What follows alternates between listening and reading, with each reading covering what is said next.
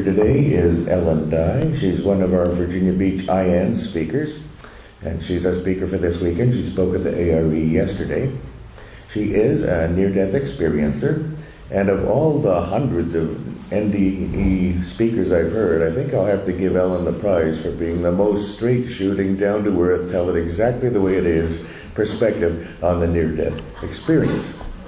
She's not only an NDE speaker, she is on the VBIN's board of directors, a recent addition, having moved to this area from DC, partly for the purpose of being on the VBIN's board.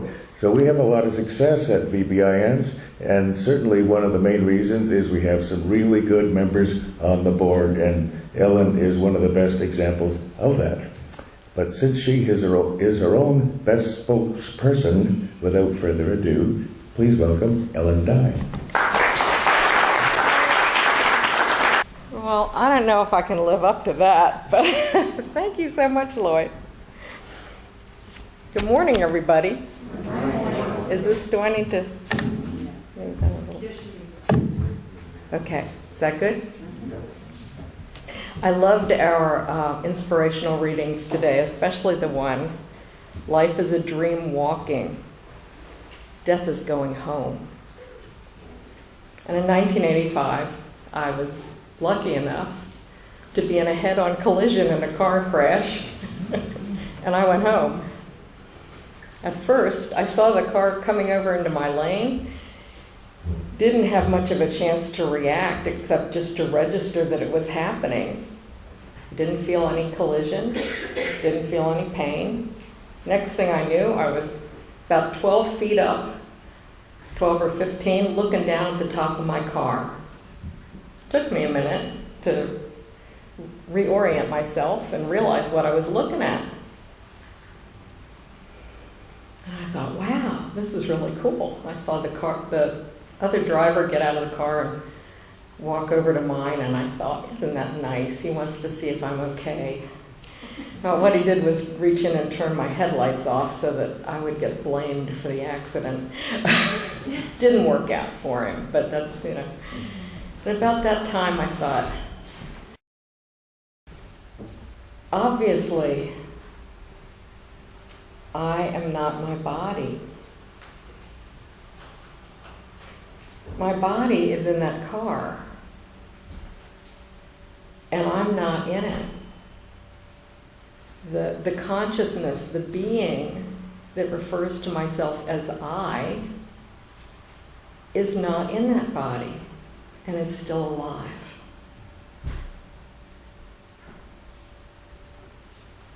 I could stop now, and that would be the best message I could give you. We are not our bodies. We are so much more. So I went through the tunnel of light, and I went into this space of so much unconditional love, of peace, every worry, every grief, every pain. And I had carried a big burden of that through my life, fell away. Every burden and every pain of any life I've ever had fell away. I was home. I was where I belonged. I was where I came from. I was surrounded by what I am made of, what every single one of us is made of. I was in the heart of God. I was like a little drop of the ocean that had been separated up on the beach for a long, long time. And I was finally back in the ocean. And there was such a party. There was such a celebration that I was back. And there was the feeling that home was incomplete without me. That place, that condition, that source that I had yearned for my entire life, had yearned for me more. And it yearns for every single person. It's not that I'm special. I had an NDE, I'm special. No, I think I had it because I'm a slow learner.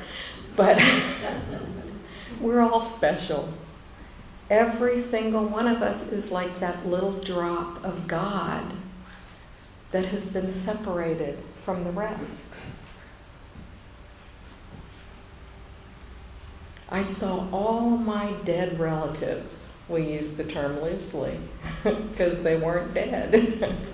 They were more alive than I had ever seen them. They were young and vibrant and healthy, and they were so happy to see me. And they said, we've watched you, we've been with you. You may not have noticed that we were always around you, but we were. We were there cheering you on. We were holding your hands when you cried, putting our arms around you. We were with you every single moment. I thought, wow, I wish I had been able to feel that a little more in those moments of despair. But we all have that. So part of my message today is you don't have to have an NDE to have these understandings. You don't have to die and go home to feel that love. Each of us can let it in. Each of us can feel it. Maybe part of my purpose was to have that and get back on track so that I could remind everybody. Because when I went home, I got reminded of things that I already knew, but I had forgotten. We forget the wisdom that we have. We forget. We get caught up on the hamster wheel of life. We get caught up on the hamster wheel of running out and, get up early, have breakfast, go to work, come home, do the chores, go to sleep, start it again. We've created this society where we don't have time to reflect. We don't have time to be with people and to be loving. We're always running. And I don't know about you, but when I'm running, I get stressed out, I get irritable, I get frustrated. I'm not so nice when somebody cuts me off in traffic because I'm late. I need to get there. We forget. So one of the things that I realized I needed to talk about today, or wanted to talk about today, is love. We talk about the love. We want the love. The love is in here, in every single person. But we get battered around as human beings, and we build up these walls, these brick walls around our hearts. Because life can kind of smack us around. And here we are, these sensitive little drops of God, feeling like we're separate. Now, we planned that. We decided this would be fun. We having fun? I think many of us are very weary of it. We planned that. We planned to pretend, to come here and pretend to be humans, to pretend to be separated from God, to pretend to be separated from each other. I think the experiment went something like, how far down into density could we get, and how much could we forget? And then how long would it take us to come back and remember who we really are? We must have been pretty bored in order to decide that would be fun. And maybe at first it was fun. But so this is the time. This is the time that we said, it's like the masquerade ball. We all have our masks on and we're at the ball and we're waiting for the clock. It's ticking up toward midnight and we're all going to take our masks off and realize that we're all one.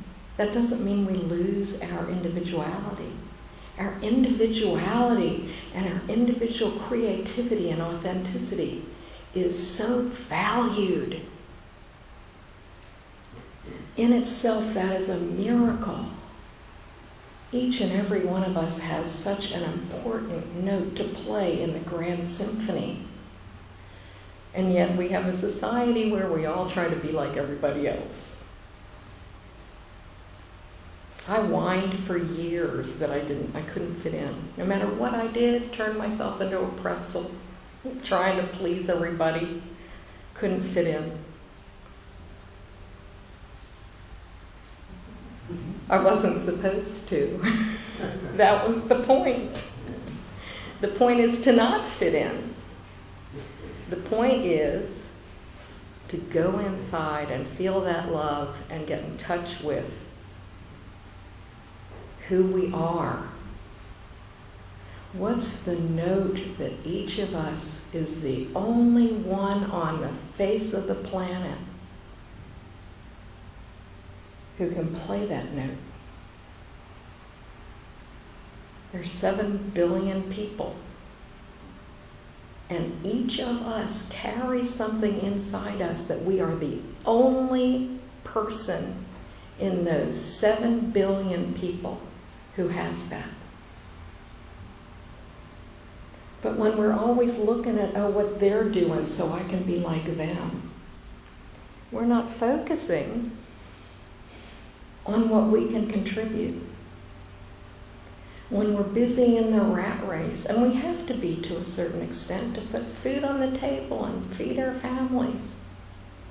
We created that, we can change it, because we are divine, powerful beings. Little drops of God. We just happen to be on the sand.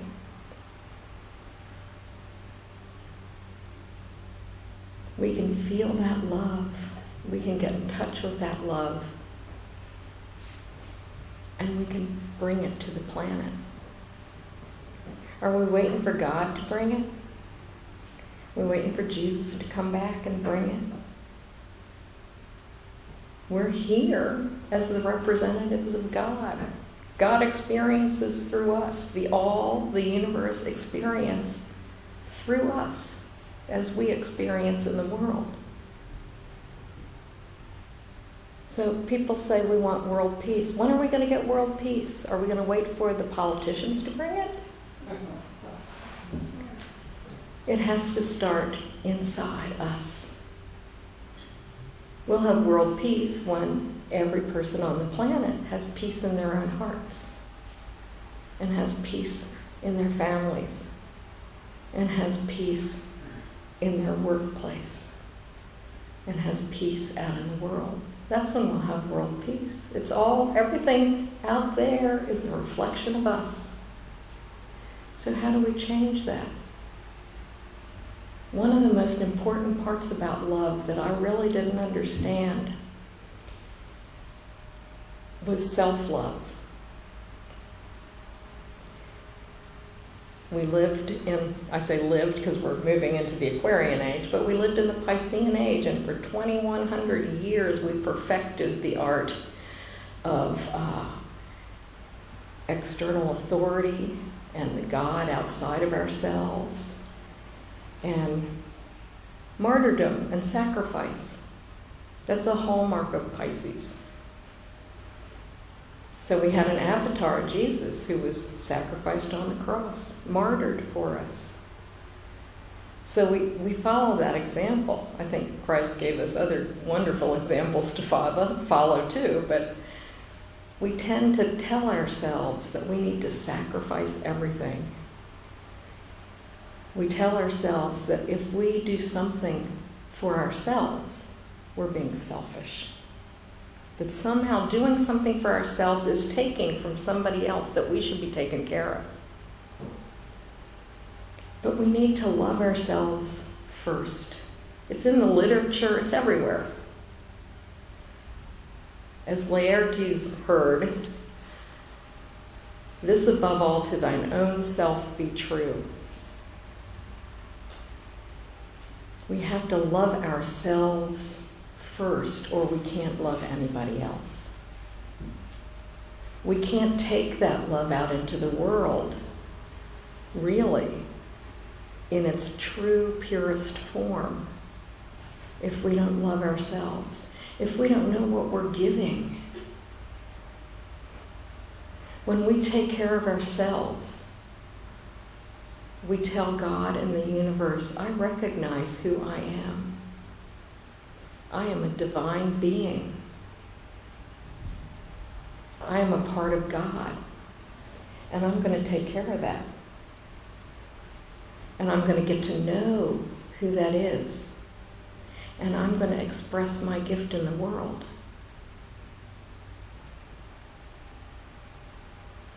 Everything, every change we want in the world starts with us.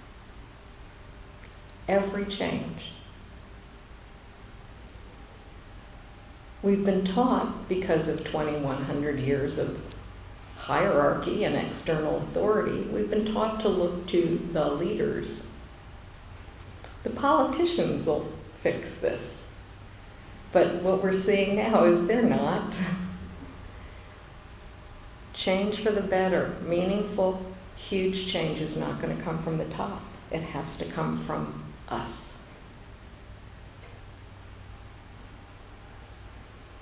And every single one of us signed on to be here now because this is one of the most exciting and challenging times to be on the planet.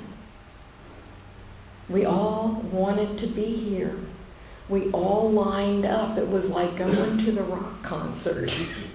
We got our tickets. We slept overnight in line to get that ticket to come here. And not only that, we were all vetted. I have this image of the guardian angels all walking around with clipboards going, okay, well, so what have you learned, and are you ready to go down there now? Okay, you're in. You need a couple more lives. You're not quite ready. You're in. Okay. They didn't send any wimps down here at this time. They sent the best of the best because we can do this. We can change this. But we have to stop thinking small, and we have to stop thinking along the lines of the flaws and the imperfections that we've been taught we have. This is a time of great manifestation. If you pay attention, you will notice that the gap between thoughts and desires expressed and when they manifest has gotten really short. That's a little scary because it means we have to really monitor what we're thinking about and what we're saying and the energy we're putting out in the world, because it gets matched right away. We can manifest things in a miraculous way, and I just finished doing it myself recently. And we just have to believe we can. We have to know we can. And we have to focus not on all the stuff we don't want. Don't focus on that stuff, because what you focus on is going to grow dramatically and fast. So instead of focusing on, I really hate this. I really hate this thing in my life. You forget that. You ignore it, and you go, I really wish I had this. I really want this. I can visualize this in my life. And when you practice doing that, and you do it more and more, and I'm telling you, I learned the hard way. It takes practice because it's like retraining your mind. Some of us were trained to look at all the bad things, point out all of the stuff, criticize all the stuff, judge all the stuff. And by focusing all of that attention on there, it grew. And then we said, why is my life so hard? Because that's the stuff you're focusing on. And because we're divine, powerful manifestors, the universe says, wow, she must really like this stuff. We'll give her more. So we focus on what we want. And we trust that it will come to us. We get out of the way. We let go. We trust that we're part of the all, and the all has our back. We have so much help. If we sit a moment and feel into it, we can feel all of the loving beings who are around us at every moment, just waiting to be asked for help. I sometimes sound like a crazy person because I ask for help for everything. Many of us do it for the parking gods. We ask for parking spaces. Well, we can ask for everything. Go to the grocery store. I need to get in there, get out quickly, find the stuff I need, have it be on sale. Short line at the cashier. We can arrange these things. Then you wait until you get the nudge. It's time to go. And it'll all be exactly the way you asked. Try it, practice it. And take time for yourselves. Take time to rest, to have recreation, to love ourselves. To say, I'm part of God. I'm a miracle. I need to take care of this. We can get so caught up in the world that we forget to take care of ourselves. And then when the consequences pile up, then we say, why did you let this happen to me? Why does God let bad things happen? Why do we let bad things happen? When we love ourselves and we recognize our own power and our own divinity, then we can take care of other people better. Then we don't have to be defensive. Then we don't have to go out and spend a lot of time trying to get other people to agree with us. Because we don't have to be right. We just have to be right for us. So much in this world is based on self-loathing.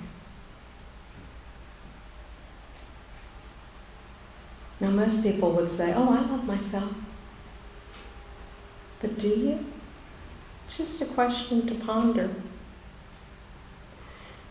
Do we love ourselves? Do we take care of ourselves? Do we honor ourselves? Do we respect ourselves?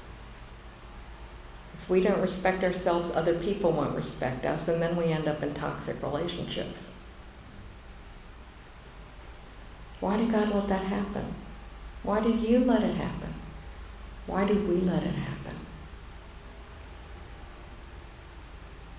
Now is the time. This is an amazing, amazing time. And the call is going out for us to remember who we are.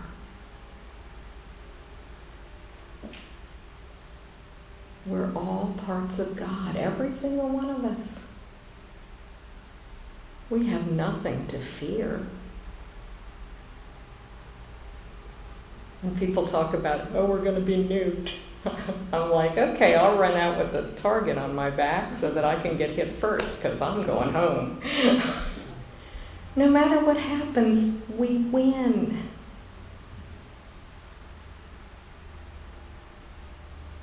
We win because we go home. We have nothing to fear. We're part of God, and when we ask for help, we have more help than we can possibly use, but we forget because we're so busy being human. I can do it. I don't need any help. We're so busy being human that we forgot who we are. We forgot about how much help we have.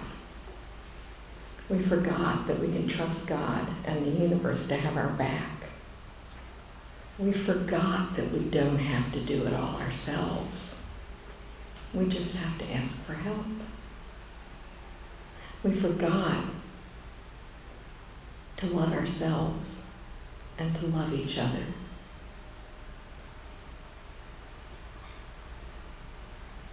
Another great quote that I thought of as I was listening to the messages this morning was by Wordsworth. Life is a sleep and a forgetting. We forgot. What would life be like if we all woke up tomorrow and remembered that we're part of God? How would we treat ourselves and each other? What would life be like if we all remembered suddenly that we're divine, powerful creators? And anything that we put our mind on will grow. What if we woke up and remembered that? What would life be like? We can do that. So let's all feel the love. It's not something that you have to die and go home to feel. It's right here. It's in everything. It's in all of us. Let's get in touch with that and feel it and then share it.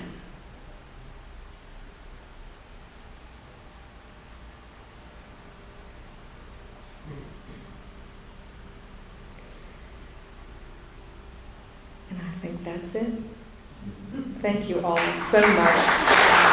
I love you. I love you all.